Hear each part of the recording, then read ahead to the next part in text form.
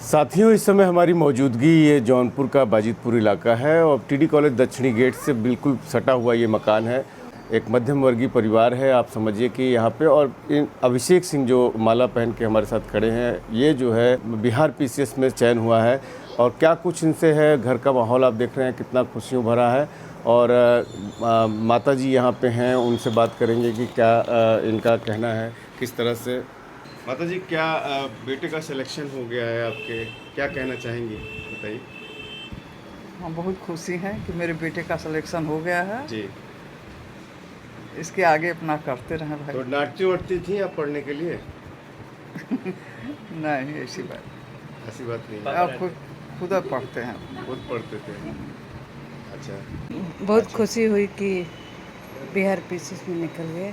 जी। हाँ, और ऐसे ही पढ़ते आगे बढ़ते रहे। आप क्या नमस्ते। कहना चाहेंगे? और बहुत अच्छा लगा कि मेरे छोटे देवन हैं, इनका निकला हुआ सिलेक्शन बहुत अच्छा लगा। बहुत खुशी है, बहुत प्राउड मोमेंट है घर के लिए कि घर का नाम रोशन किए और आगे बढ़े और ऐसे आगे और तरक्की करते रहें और इससे और कामयाबी हासिल करें। शख्स जो हमारे साथ बैठे हैं, अभिषेक सिंह, इनका जो है बिहार पीसीएस में सिलेक्शन हुआ है। ये इनका दूसरा अटेम्प्ट में, लेकिन इन्होंने जो पढ़ाई लिखाई की है यहाँ के जौनपुर में नेहरू बाल उद्यान एक स्कूल है, वहाँ तक इन्होंने इंटर से पढ़ाई की है। और आपको बता दें कि इनके मार्क्स भी जो है एवरेज से कुछ बेहतर रहे हैं, लेकिन इन्होंने अपनी कठिन परिश्रम से आज जो है बिहार पीसीएस में अपना चयन करा लिया है।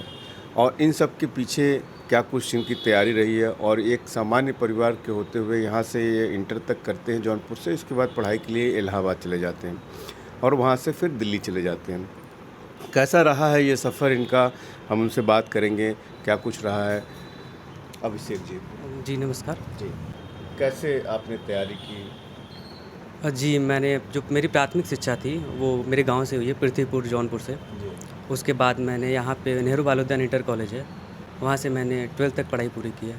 उसके बाद मैं इलाहाबाद गया और वहाँ पे मैंने बीएससी किया है यूनिवर्सिटी ऑफ इलाहाबाद, और एमए भी किया है साथ में। कैसे आपने जो है अभी चूँकि 2 बार आपने अटेम्प्ट दिया, जी, यूपी का भी दिया है, यूपी का आपने कितनी बार दिया है? और यूपी में मैंने 2 बार दिया है। अच्छा। मेरा मेंस क्वालिफाई नहीं हुआ था। मेंस नहीं हो पाया है। जी। तो अभी आपका चयन हो गया है। जी।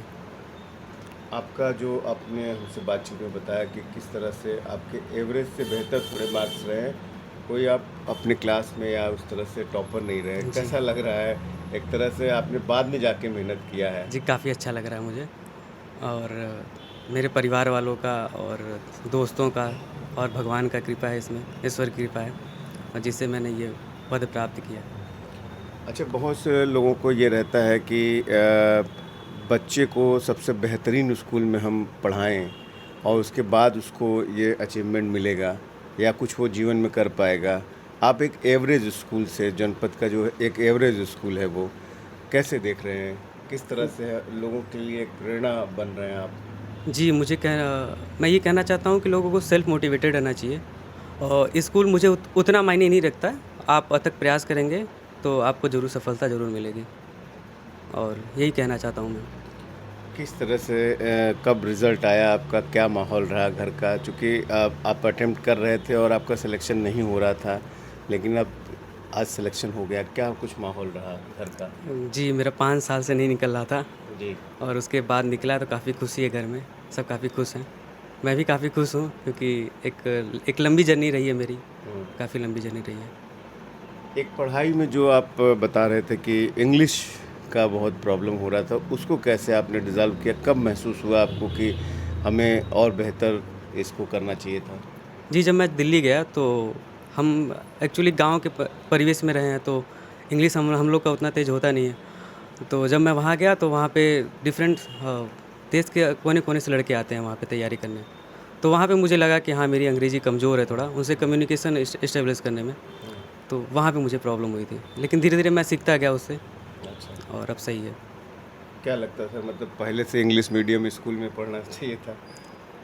अब जो नहीं हुआ उसको हम क्यों ही सोचें, आगे काम देखते हैं। उस पे आपने मेहनत किया। हाँ, उस पे हमें काम करना चाहिए। सब कुछ सबको नहीं मिल सकता ना, तो जो मिल रहा है उस पे हमें काम करना चाहिए। क्या करते हैं पिताजी आपके? पिताजी एडवोकेट हैं मेरे। पिताजी advocate। जी। तो घर में कितने घंटे आप तैयारी करते थे? जो लोग तैयारी कर रहे हैं उनके लिए बताइए, कितने घंटे आप पढ़ाई करते थे? एक एवरेज माने तो 7 से 8 घंटे हम तैयारी कर सकते हैं। 7 से 8 घंटे आप जी। तैयारी करते थे। जी।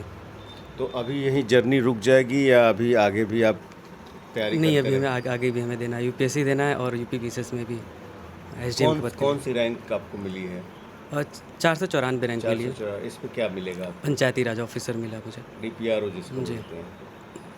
घर में मम्मी पापा क्या कहना है? सब काफ़ी खुश हैं सब। काफ़ी खुश हैं। जी। रिश्तेदारों में भी हाँ, माहौल होगा एक। सब खुश हैं, बहुत ज़्यादा खुश हैं सब। गाँव क्षेत्र में सब खुश हैं।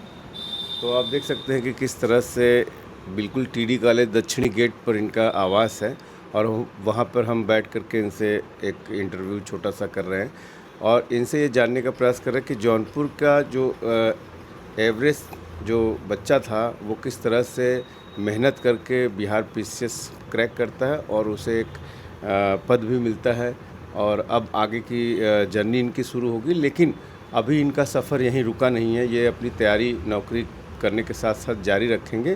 तो एक बड़ा अचीवमेंट है जो तमाम बच्चे जो इंग्लिश मीडियम और तमाम स्कूलों में पढ़ रहे हैं उनके लिए एक प्रेरणा ज़रूर बन सकता है, उन अभिभावकों के लिए कि कोई स्कूल छोटा बड़ा नहीं है।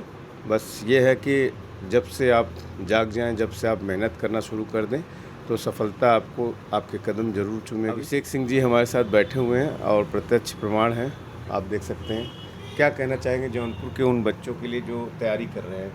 आप करते रहिए, बीच में नहीं छोड़ना है कि नहीं हो रहा है, 2 बार 3 बार नहीं हो रहा है, 4 बार नहीं हो रहा है, आपको छोड़ना नहीं है, करते रहिए। अपने खुद को इम्प्रूव करते रहिए, जहाँ पे आप लैग कर रहे हैं, जो कमज़ोरी है उस पे काम करिए, हो जाएगा एक दिन। उन बच्चों के लिए क्या कहना चाहेंगे जो मान लीजिए हाई स्कूल में अच्छा नहीं कर पाए, इंटर में नहीं अच्छा कर पाए, आगे चल के वो क्या हतोत्साहित होने की ज़रूरत नहीं है, जैसे क्या कर सकते हैं वो? नहीं, मैं भी तेज़ नहीं था, मैं भी एक एवरेज स्टूडेंट था। बहुत डांट पड़ती थी स्कूल में, लेकिन मैं करता रहा। आगे जैसे जैसे आप आगे बढ़ेंगे वैसे वैसे आपको आपका गोल सामने दिखने लगेगा। तो आप मेहनत मत छोड़िए, करते रहिए, आपका हो जाएगा। घर वाले क्या कहते थे? आप पढ़ाई नहीं करते थे या करते थे? क्या कहते थे? पढ़ाई करने के लिए कहते थे, क्या कहते थे? मम्मी पापा क्या कहते थे? डांट तो पड़ती थी हमें भी डांट कि पड़ती थी। हाँ, कि पढ़ो पढ़ो। कम पढ़ता था यहाँ पे मैं, लेकिन फिर जैसे एक दिल्ली गया तो मुझे वो परिवेश भी मिला वहाँ पे मुझे। मेरे दोस्त भी हैं, सेलेक्टेड हैं सब, तो देखते देखते आ जाता है कि मुझे भी करना है वो चीज़ें, तो वहाँ से हुआ है इम्प्रूवमेंट।